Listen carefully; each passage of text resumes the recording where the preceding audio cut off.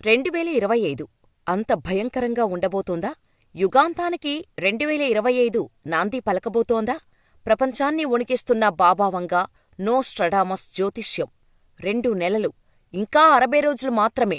వాతావరణంలో వస్తున్న మార్పులు ఓవైపు, సవాళ్లు విసురుకుంటున్న దేశాలు ఇంకోవైపు. ఇలాంటి పరిణామాల్లో బాబావంగ చెప్పింది జరగటం ఖాయమా అంటూ కొత్త ఆందోళన మొదలైంది.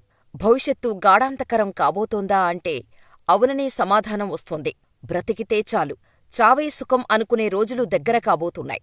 2025 ఈ నెలల్లో జరగబోయేది ఇదే అంటూ బాబావంగ నోస్ట్రడామస్ చెప్పిన మాటలు ఆందోళనకు గురిచేస్తున్నాయి. 2025 యుగాంతానికి నాంది అని, ఈ ఏడాది ప్రపంచం మృత్యుతాండవం అవుతుందని ఈ ఇద్దరూ అంచనా వేశారు. కాగా ఈ ఏడాది రష్యా ఉక్రెయిన్ యుద్ధం ముగుస్తుందని, 2 దేశాలు అలసిపోయి పోరాటాలు విరమించుకుంటాయని ఈ ఇద్దరూ అంచనా వేశారు.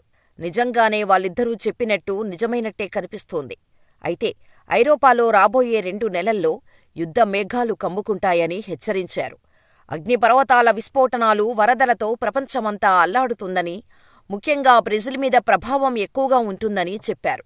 సముద్ర మట్టాలు పెరిగిపోయి భూమి మునిగిపోతుందని, అప్పుడు సరికొత్త రాజకీయం ఏర్పడుతుందని, దాని నాయకుడే ప్రపంచాన్ని ఏలుతాడని అంచనా వేశారు. ఈ సంఘటనలు ప్రపంచ అంతానికి దారితీసే అవకాశాలు ఉన్నాయని చెప్పుకొచ్చారు.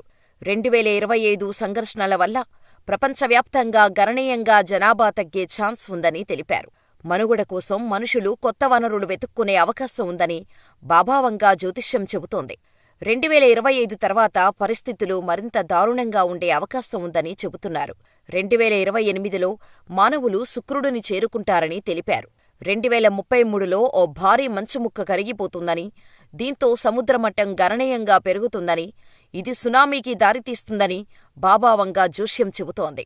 16వ శతాబ్దానికి చెందిన నోస్ట్రడామస్ నక్షత్రాల అమరికను బట్టి భవిష్యత్తు పరిణామాలు తారుమారు అవుతాయని లెస్ ప్రొఫెటిస్ అనే పుస్తకంలో రాసుకొచ్చారు. ఇందులో చెప్పినవన్నీ చాలా వరకు నిజమయ్యాయి కూడా. ఇదే ప్రస్తుతం ప్రపంచాన్ని భయపెడుతోంది. ఈ ఇద్దరు చెప్పిన జ్యోతిష్యం చాలామంది నమ్ముతారు కూడా. గతంలో వీరి భవిష్యత్తు అంచనాలు చాలా వాటికి నిజమయ్యాయి. ఇక 2025లో ఈ ఇద్దరూ చెప్పినట్టు ప్రకృతి వైపరీత్యాలు, దేశాల మధ్య యుద్ధాలు జరుగుతాయని అంచనా వేశారు. వీరు చెప్పినట్టుగానే ఇప్పటికే కొన్ని జరుగుతున్నాయి కూడా. మరి ఆ ఇద్దరు చెప్పినట్టే రాబోయే రోజులు భయంకరంగా ఉండబోతున్నాయా?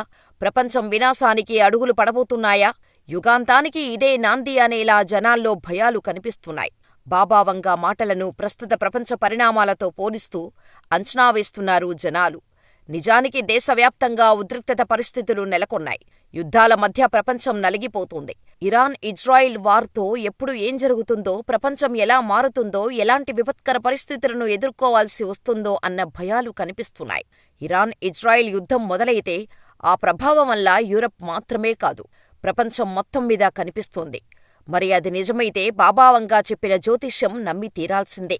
ఇకపోతే ఇవన్నీ చివరికి ఊహాగానాలకు మిగిలిపోతాయా లేదా అన్నది భవిష్యత్తులో చూడాల్సిందే.